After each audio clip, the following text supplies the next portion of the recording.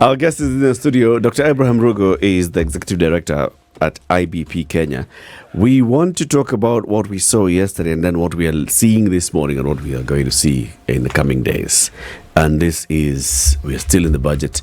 We have had conversations about the budget with Dr. Rugo for many years. Even last year we had the same conversation. Before this time we've had conversations with IBP Kenya on budget. What is it that we ought to be seeing in our budget? How is our public finance being managed? And today it's on Ruto's austerity. He has announced that ile pesa nilikuwa nataka niwe nikitumia kidogo hivi without questions, hiyo tumekata. Pesa ya kununua maziwa tuna reduce. Tunakunywa paketi mbili. Like that. Tutakula salmon. Jamaa wa Karen alikuwa anataka kununua vikombe mpya kwa nyumba, nimwambia tumia hiyo uko nayo. Tuna pesa ya kununua vikombe mpya. And so on and so forth. Dr. Rugo, good morning. Good morning. Good to have you here, man. It's been a while. Bwana. But niko sawa. Uko sawa? Watu wa huku nje. Pushing on. Doing quite a lot of work. I'm glad that we are here. Yes. Good to have you here, man. Yeah. Good to have you here. Let's go all the way to Mauritania. And City is there with Old who? Well, we are there with three olds. There's Mohammed Ould Guzumani, that's the president. The PM is Mohammed Ould Bilal. The president of the National Assembly is Mohammed Ould Magnet. Magnet, not Magnet. Magnet. Like Meg as in... yes, Meg. As our neighbor. Yes. You're lost. Okay.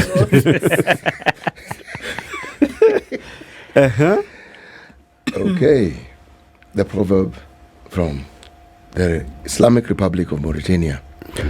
Too large a morsel chokes the child. Too large a morsel chokes the child. Yes. Yeah. It means that I think for me, it's just bite what you can chew. And avoid this excitement of a child that you can live beyond, you can eat more than you really can swallow. I have young children, and once in a while, they attempt, especially things they love, they attempt to eat very fast and very big because they fear somebody else might take their portion.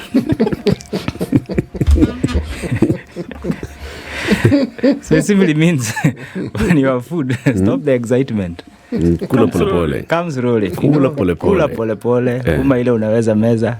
Wait, you swallow, then you bite again. Do you think City is passing a coded message to the Gen Z? What with today's plans and yesterday's win and Tuesday's I think the message is to everybody. First of all, the message is to all Kenyans that we've been attempting to live bigger than we can afford in many spaces. To the government of the day, to the Gen Zs, he's also saying this is a long road, a long chase. So let's take one step at a time. Celebrate wins, mourn the pains that have happened, but one step at a time. I think for me that's what it means. Going forward. Yeah. How did you feel yesterday when you saw the president actually say, I concede, and I have heard the voices of the people when it comes to this matter of the next financial year's budget and what we had proposed to raise as revenues, and I hear they do not want any more taxation, and therefore I concede we shall not introduce any more taxation. What did you feel as somebody who's been in this, space for such a long time? To be precise, 17 years. I've built all my entire career in this space. I was deeply, deeply disappointed that we had to wait. He had to wait because he's been hearing. I want to imagine he's been hearing, whether locally or abroad, Kenyans have been speaking, saying that we need to live within our means. We need to manage things. And we know very well that the finance bill is not the finance bill as itself. Kenyans are saying, first, we are not getting the services that we ask for. When we go to hospital, we have to take care of ourselves. School, we have to take care of ourselves. Many places, security, we have to provide for ourselves. In fact, one young one was very surprised, asking, "Oh, you mean the police have this many cars?" And when we call, wanasema hawana magari. And therefore, for me to come and say that you concede, while I take that message and I actually want to, and we'll talk about it, and I want to walk with it as the direction, the way forward. Eric, it's August, must have been July 2022. I and colleagues from Okoh Uchumi campaign meet Deputy President then, William Ruto. He's in the campaign trail and he says, "Guys, what do you think about the economy?" We present to him the numbers. I am the one who presented the numbers. And he said, looking at the trend at which we are going, the way we have accumulated our debts, the way we have not addressed corruption, you will have a very small space to manage things. Sorry, my heart rate is already going up. You'll have a very small window to manage things. And therefore, your starting point has to be an austerity direction. And you remember the 300 billion. He came in. Yeah. To mop up. Yeah. Say, no. First, let's cut our 300 billion. Come earlier than that, in February of 2022, allow me just to go back there, we are having this push and pull of shall we increase the debt ceiling to 10 trillion or do we keep it at 9 trillion? You remember that discussion? Yep. Because we are at 8.6 trillion. We only have the PBO and the Budget and Appropriations Committee in the House tables a report saying we are only going to allow a deficit of 400 billion shillings because that is the only window that we have. The report is actually tabled in the House. At what point between the report being tabled, the initial deficit was 892, if I recall, and it being withdrawn? Ask me another day. Then 8 months later, the president now elect says 300 billion, yo kwanza tunanyoa. From this budget. From this budget of 2022-2023. Yep. But what do we see afterwards? After that, actually, the actual cut when we did the analysis was just about 13 billion. There was a cut.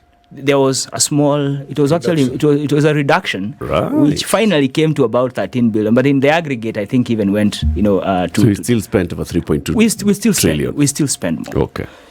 But secondly, we have been through a very rigorous public participation process. First, in February, when we were doing the budget policy statement, the message was the same. But even back when I was last here in the studio, we were discussing the finance bill of 2023. And you remember the start time, the discussion was the same. You cannot tax people, into prosperity without providing the necessary services. And therefore, we must not see this. And two, it is not a problem of just how much taxation you are collecting. But what are you doing about the expenditure side? The message has been cut expenditure, reduce on unnecessary expenditure. But then the push has been, no, our problem is not expenditure. Give us more money and you will see what we can do. In fact, we're not even collecting enough. We are not collecting enough. Which is a lie because government of Kenya is perhaps the best paid individual because its income has been growing at least 10% every year. Every year. Inflation adjustment. I mean, if you even work about just 20 years ago, Mwai Kibaki coming in 2003, we are at 250 billion. That's how much tax we are collecting. Wow. Last year, this financial year, our target was 2.5 trillion. 10 times. So we cannot say that our revenue has not grown. Let's put that aside. Two, we cannot say that the money we have for our public services is not Kenyan generated because our deficit takes care of maybe about 20% of our budget year on year. The majority of the money that we spend, take an example of what we are currently debating, we are saying our budget is 3.9 trillion. We are expecting to collect from Kenyans 3.3 trillion, meaning the only money, in simple terms, if your budget is 390 shillings and 360 is already income that you have, you're planning to only borrow about 60 bob, in that sense. So taxation, our tax resources remain our biggest source. So revenue is not a problem. And that's what Kenyans are saying, and that's what we are saying, that let's work with what we have. Let us deal with the wastage, which even he accepts. My friend Aaron Cheriot was here 2 days ago, and perhaps he did the best budget work I would have done. Of just going to the line, and all he was saying is, our only option is cut our expenditures, renegotiate some of the obligations. For me, so that was a sense of disappointment, and that it had come at the cost of the blood of Kenyans. Did they have to die? No. Did they have to be shot? Nope. For you to say, finally, I hear? I mean, if that is what makes someone hear, then I don't even know which word can describe. If I have to kill your son for you to know there's a problem at the top, then there's a problem. There's something. So for me, that was a mix of emotions that makes me very agitated, and also to appreciate that these are not new things. What needs to be cut? Austerity language, what needs to be reduced. The budget committee has a whole list. Even they themselves have had discussions on what needs to be reduced. Fiscal consolidation. We know where we need to cut. Yeah. We know what we need to do. So yes, I accept the concession, but with a lot of pain because of what it has costed to get to that concession. How much salt do you have in this pinch? Is it a pinch? Is it a... I don't know, just some kidogo salt. Do you believe him? At this point, I'm not sure.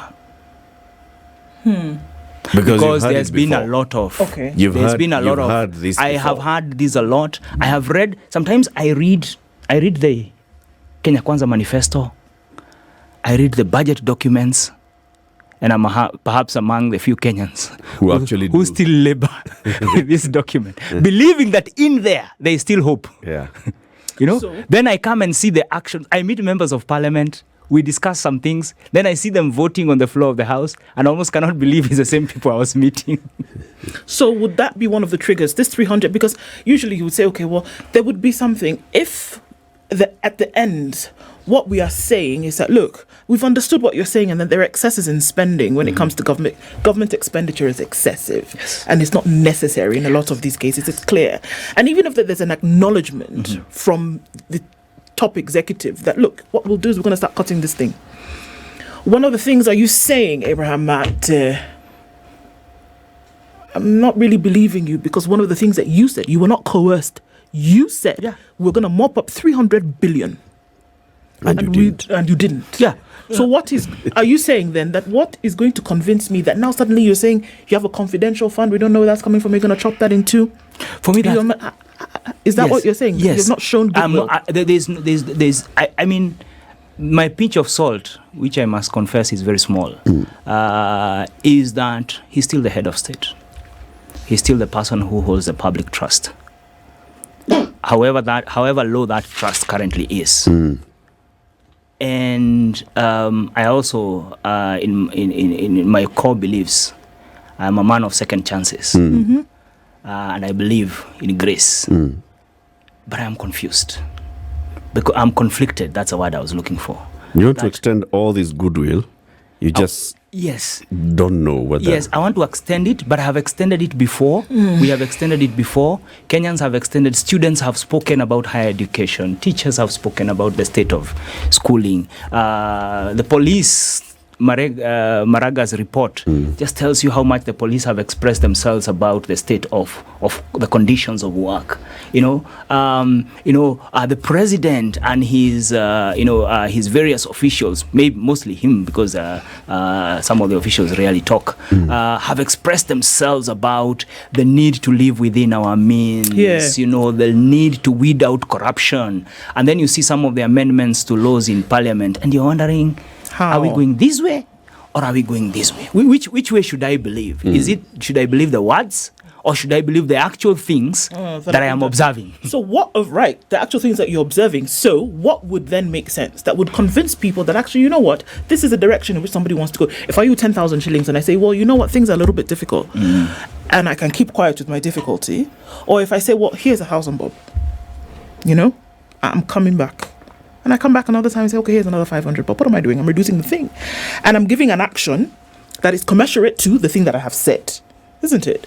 So here we are saying that, you say you want to scale down on government expenditure.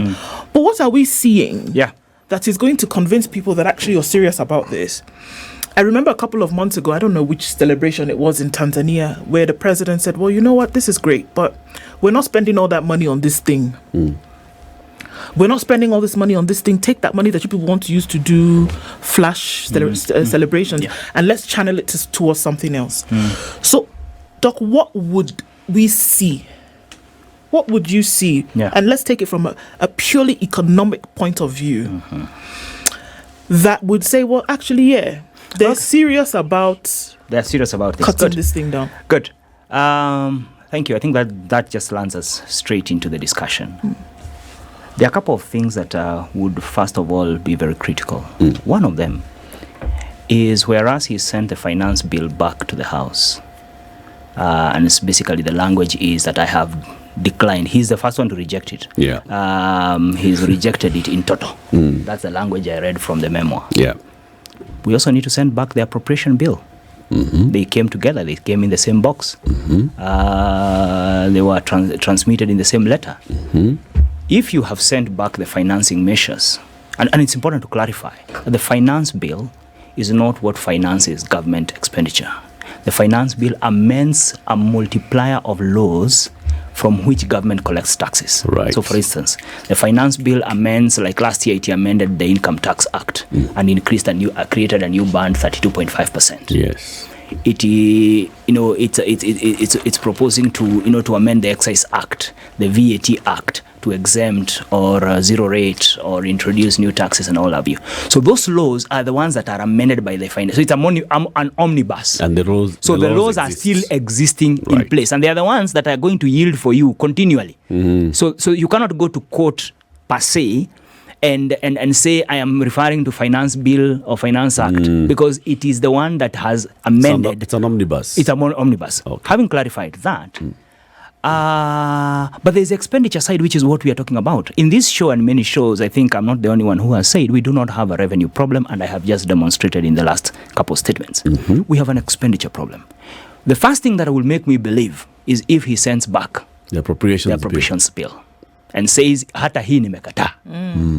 I am directing you guys to go, and the amount that we were going to raise more in this, which is about 346, the figure has been dancing between 302 and about 350 billion. I want to see it reduced. That's number one.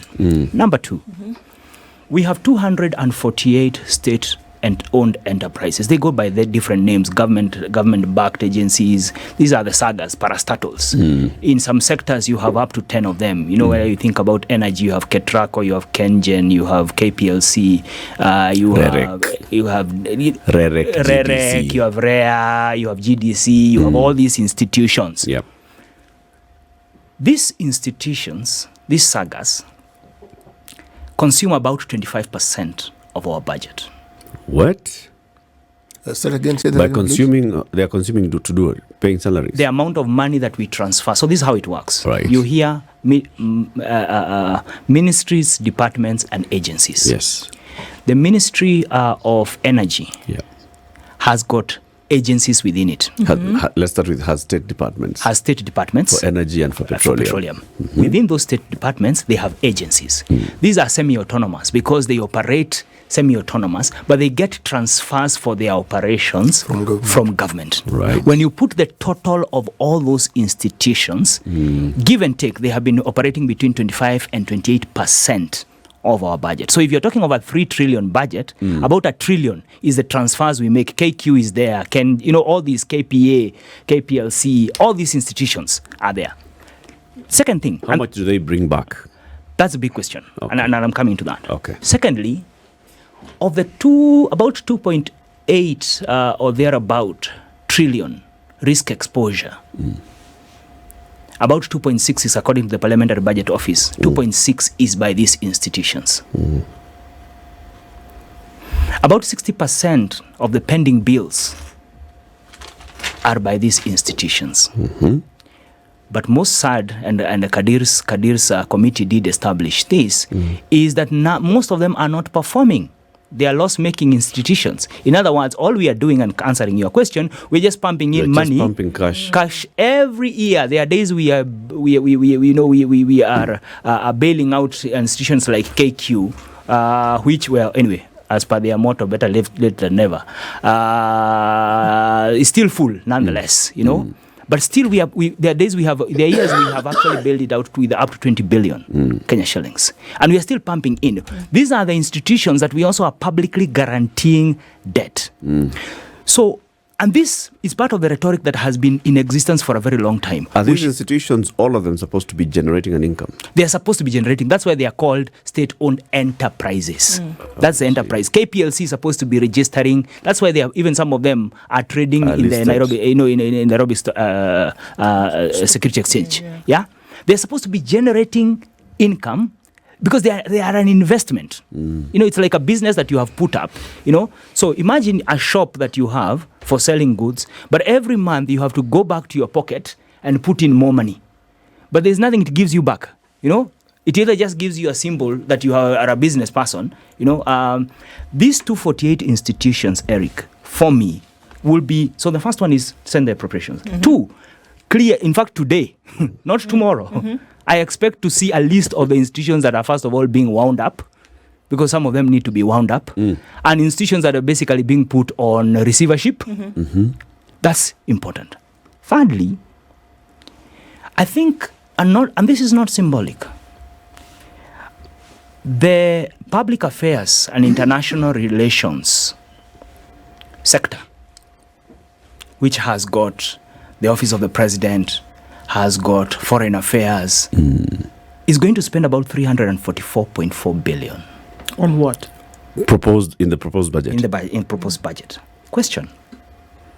That is not a sector that is productive. Yeah, it's a service. It's not creative. It's a service. It's an administrative. It's not even service. It's administrative sector.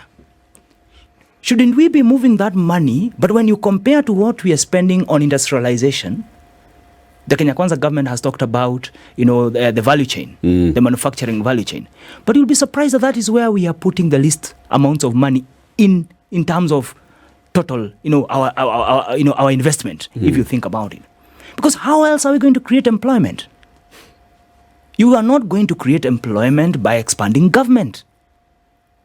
Because whereas government is the biggest spender, I'm trying to look for all the English words that I can use today.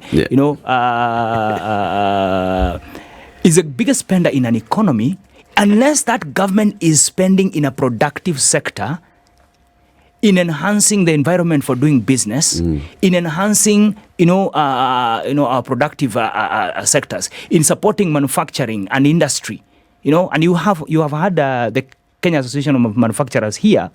Everything we are doing, it seems to be saying, one of the ways to die, perhaps 10 ways to die, because those ones are faster than 1,000, is to own a business in this country. Taxation is after you.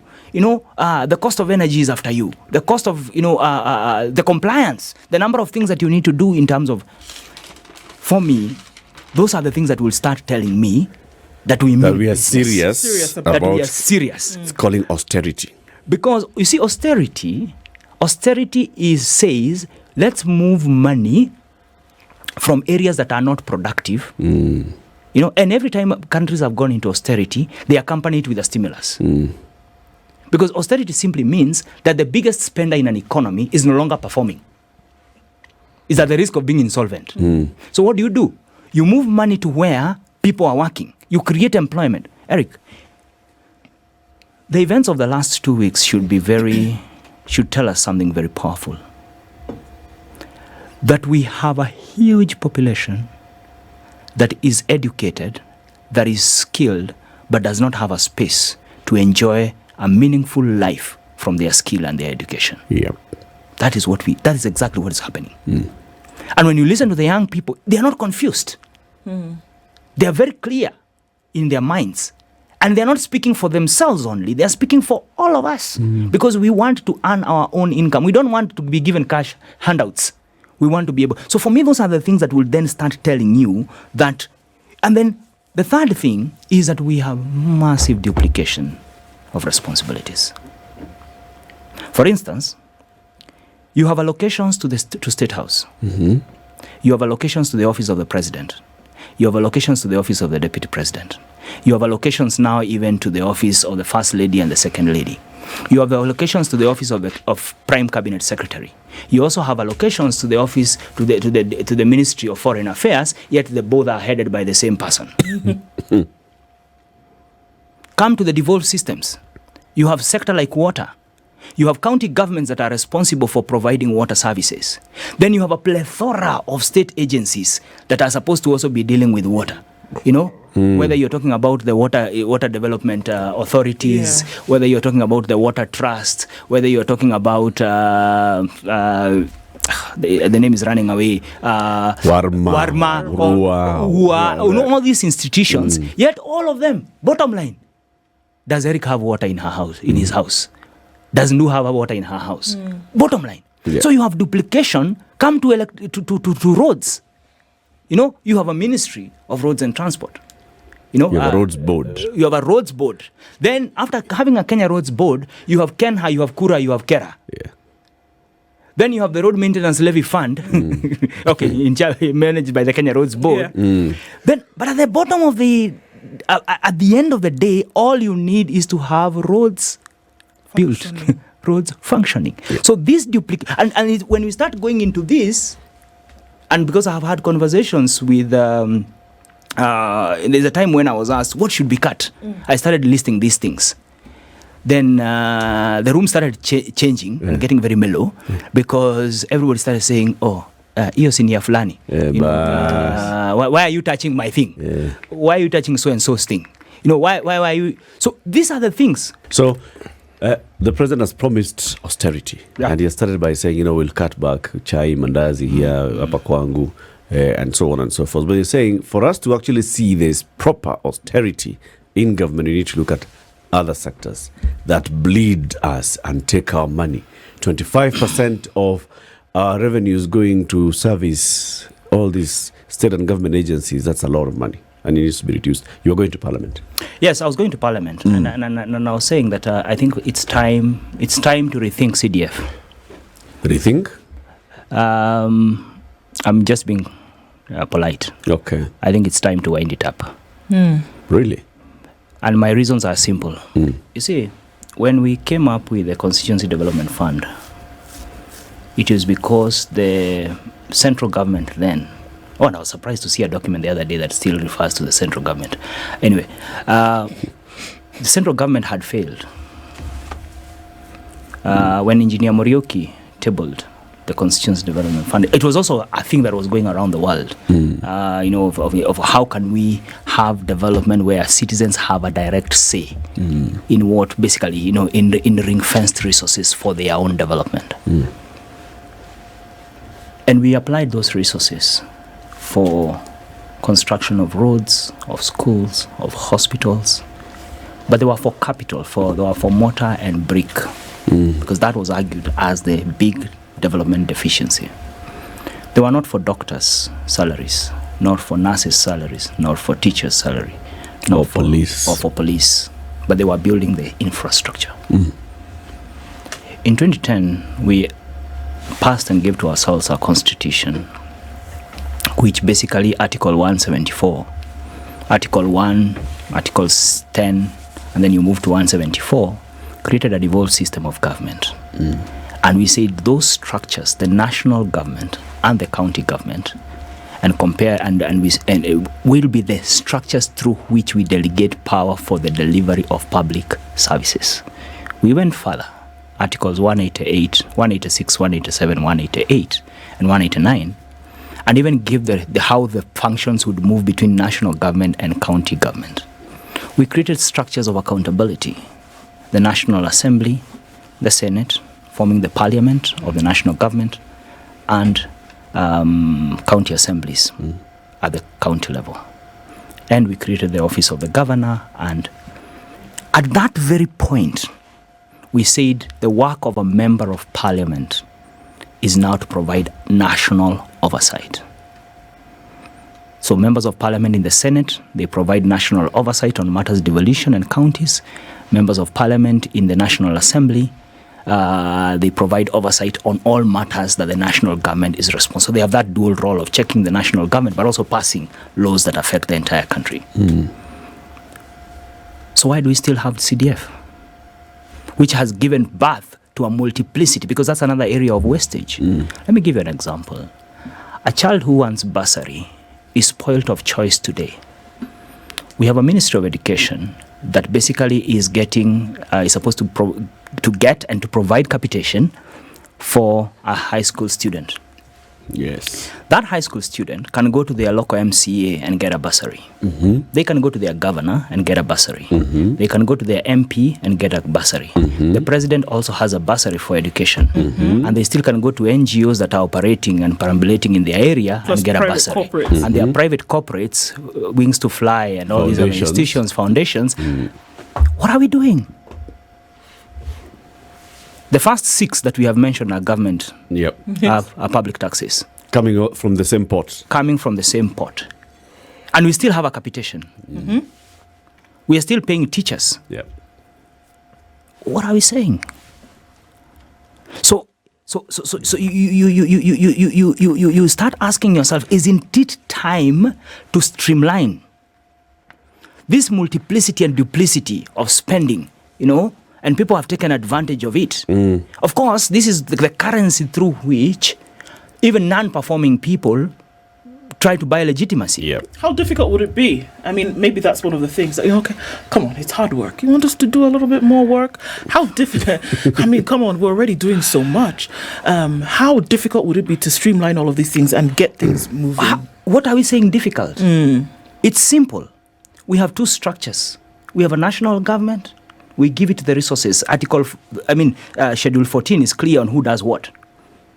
We sit down, we work out so who is responsible for level 1, level 2, level 3, level 4 of healthcare? It's county governments. How much do they need? It's a proportion. It's not all the money they need. It's a proportion of the resources available. We allocate those resources there. And we check them. Are they doing the right thing? Are they doing what they're supposed to be? When you say we, is who? The government of the day. The citizens also have opinions. And we have a parliament that we have given this responsibility and the county assembly. And the county assemblies also have responsibilities. Yes. You know what I'm saying is, when I say we, it's the government of the day, led by parliament. And why I'm putting this on parliament, because parliament, as much as they have let us down big time, like of all the people who have disappointed me, the current National Assembly and Senate has disappointed me big time. Because when you engage with them through the public participation forums, they say, we hear you and we agree. Some even have heard the word, we agree with you. And then? Then something transpires, between Machakos at Hilton Garden Inn. They hear someone else and they agree with them. And Parliament. and think. So it's time for us to put the resources for where the Constitution applies something called the subsidiarity principle. Okay. Basically, it means you provide a service by the institution that is most competent and can provide value for money to provide it. How would this conversation look like? From where we are right now, if we're saying that, okay, in the next financial year, we were projecting to get some extra 340 billion shillings. We are not going to get it. Looking at the reality, this year we are only able to raise 2.3 trillion shillings. The reality is maybe next year, maybe to a 2.3, 2.4. Okay. So how do we behave now? How should we bring all these austerity measures in good time for the next financial year? In good time, you mean by Monday? Yeah. Can it be radical? It can be radical. Desperate times do not look for long calculated moves. Yeah. If, for instance, we said, as of today, we are not going, for instance, to allocate any money to CDF. To CDF. But we will allocate all the money that the county governments need. Yep. We'll allocate the money that the Ministry of Education needs. And every person will have to go through those structures to get services. Suppose we said, for the state corporations that I have talked about, all those that are not performing, they stand, we're shutting them down immediately. Immediately, because these are by the report I'm referring to was done in 2015. Let's be clear. It's been about 10 years ago. Yep. Kadir and the Kapsa lady, they were the co-chairs. Carol, yes, they were the co-chairs. So we're not talking of a report that was started yesterday. Over time, actually, those agencies have actually grown in number instead of reducing. If we say we created an agricultural and food authority to amalgamate all these agriculture bodies that still have continued to mutate and to survive, and we say from today the only funding we are providing is to the AFA. If we say today that, because all these other travels, all this multiplicity, that all the money that, for instance, is going to go to the different offices only goes, if we say today all the commissions are going to share a building, because we have all these offices that are hired across board, at higher than market rates sometimes, across board for different agencies and what have you. If we said every cabinet secretary, every member of parliament will only be allocated the appointed parliamentary staff, advisors who are within the civil service. Don't go and hire your sister. You don't just go and hire anyone. What it will do, Eric, I know what I'm saying is not politically correct, but if we mean austerity, if truly, oh my friend, or call it something else. Then if you're not if we mean austerity, but as we do that, we have to safeguard some things. If we mean austerity, okay, because as we are saying that 19.1 million Kenyans, as per the last assessment, are in poverty. That's 20% of our population, or thereabout. These people depend fully and wholly on public services. So as we do that, we must pay for drugs and make sure dispensaries are working. As we do that, a couple million children are now in junior secondary school. And therefore, we still must employ the teachers we need. Oh, we are not going to sacrifice on that. As we do that, we still must make sure that school feeding program continues, because school feeding program is not a jamboree, it's not a Christmas party. It is a survival for families. It's a basic need. It is a basic need. Guys, it's not that these children go to eat at school because they don't like food at home. They don't have. It's not that they don't have bread at home so they can come eat cake in school. No. It is survival for these children. Yeah? As we do that, we have to ask ourselves, what are the conditions in which our most critical service people, doctors, nurses, policemen, working under? And then finally, the thing that we are not talking about, debt repayments. This is being swept under the carpet as a given. That we must pay. We must. We should. If we don't, the country will collapse. But who says we cannot have a conversation? Who says we cannot have a conversation? Eric, if I asked you, would you rather have 50 shillings of the 100 I owe you or have nothing? Leta kitu kidogo bwana. Si tuanze na ile tunaweza. Why do I say this? We have 1 trillion shillings to pay in interest rates. Or thereabout. Every year. Interest payments this year. Just interest alone. Interest alone, yeah. About 700, or allow me to quote a figure, but it's about 700, 800 is interest payment to our domestic market. Domestic? Yeah. And I can get you the actual figure, but it's generally around that figure. Kedo 800 billion. Yes, it's here. So our pension funds, our banks, our pension funds, our banks, and all those our institutions. Okay, actually, of our domestic market, about 50% of the money is from banks. Your money, my money, government money. Our deposits. Oh yeah, government has 10,000 bank accounts. The last time I checked. And government is lending. Banks. Government is putting money in commercial banks and then borrowing. Government is putting money in commercial banks, then borrowing. It's now even lending, borrowing from the housing levy fund. How do you lend yourself at an 18% interest rate? Then you pay yourself. Yes. That aside.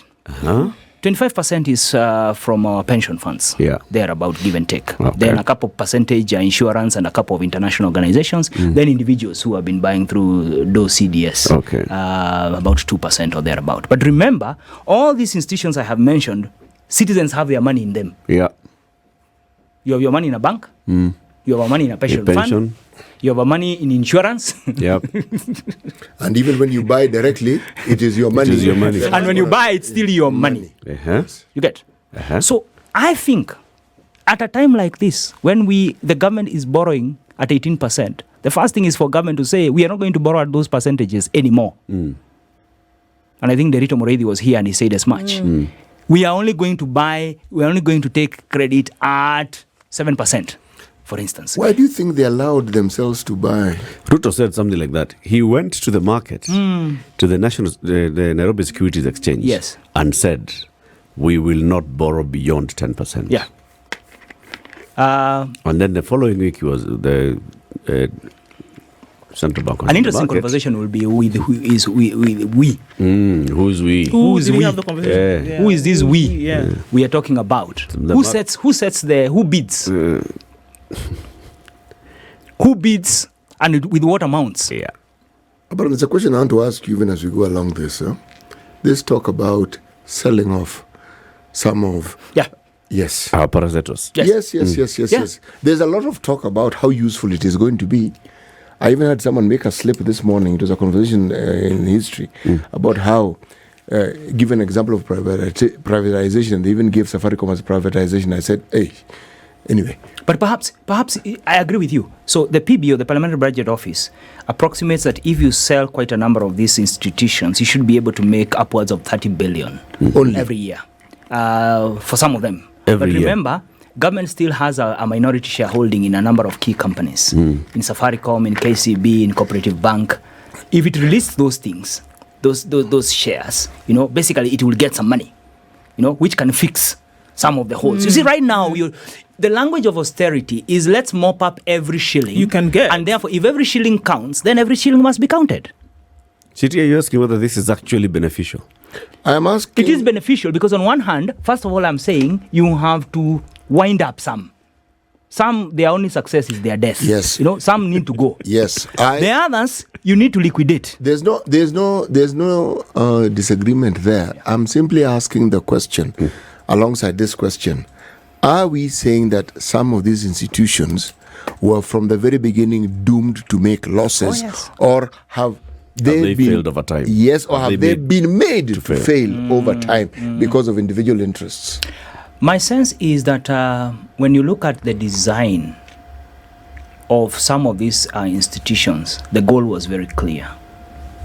Some of them was the question of division of labor, like in the energy sector. Yes. Let one do the production. And we had examples of places where things had failed. You see South Africa, where ESCOM is the one that produces, is the one that sets the tariff. It produces and also sets the tariff and also then sells the people. Yes. And now, for at least a third of your life, you're in darkness. Yes. In South Africa. You don't want to go there either. But if they are not performing, but over time, they've become the place for political appointments. It's become the place to get your guys Abraham, I'm asking the jobs. question of why are they not performing? And the reason is because the huge amounts you mentioned that are being diverted to them. You see, I think they are not designed to perform. As of now, some of them are not designed to perform at all. And that's why the recommendation was wind them. And this is not my words. The recommendation is wind some of these, because as they are currently, they have been broken down into so many small pieces that there is no benefit. There's no economic of scale. I'm also asking the question, if they were not being driven in the direction that they're being driven down a deep, dark hole, and they were to make money, the comparison of them making money if they could and what we gain by selling them, does it make economic sense? If they performed, take an example. If Kenya Airways was performing to the extent where we don't have to keep bailing it out, it will be a great benefit to this country. Okay. Look at what ET has done to Ethiopia. Okay. Look at what in terms of turning it around and becoming a critical source of income. So for me, I think I suspect it's time to. Time is up. Yes, Time is up. So let me close with the two words. One, I want to believe that the president, this time round, has decided that he will not waste a good crisis. Perhaps this is a dangerous crisis. Let him not waste it. Parliament, you are not part of the executive. Come out or you shall be pushed out. Do your job. Do your job. Okay. Do your job for the people who represented you. Okay. For the Kenyans, this is our motherland. We can't get tired. Let's keep sending our thoughts. Let's keep sharing our reflections. Let's keep sharing our ideas. But for the officials in government, whereas we can share all these ideas, we are not the ones who have the models and the necessary equipment to generate everything. People still have to do their job. Bas. Thank you. Thank you very much, Dr. Abraham Rugo. You know, people have been asking, so who are our next leaders? Because these ones, we are getting rid of them. They have nominated you to be a cabinet secretary. Yes, quickly. For the treasury. Have a good day, people. This is the Situation Room, the only way to start your day.